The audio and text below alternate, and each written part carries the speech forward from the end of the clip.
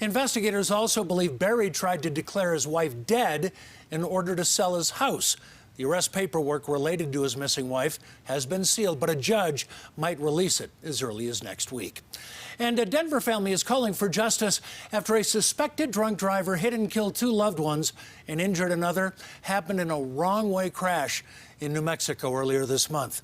That man, who is now charged with vehicular homicide, DWI, and having an open container of alcohol, was a police officer and a New Mexico National Guardsman.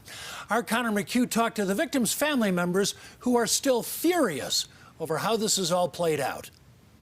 Loved ones say the 3 victims were on their way from Denver to Juarez, Mexico, when they were hit head-on on I-25.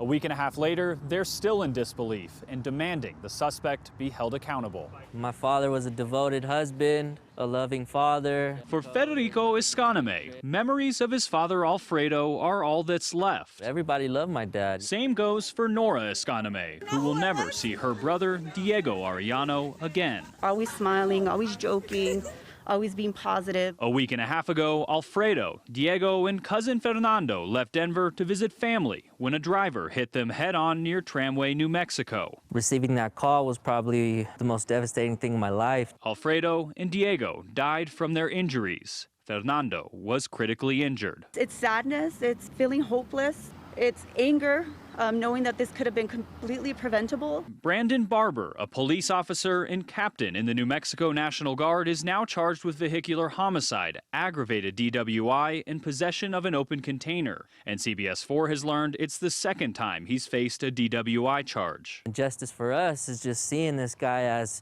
him taking responsibility for his own actions for what he did. Last week, prosecutors asked a judge to keep him in jail until the trial, but Barber was released to his parents under the condition he can't drive. It's not fair that he gets to come home to his parents under their care, but my father doesn't get to come home to my mom. Justice right now is just them handling it the way it's supposed to be handled and making sure he just doesn't see the light of day. Following this incident, Barber was terminated from the police department in Cuba, New Mexico, where he worked.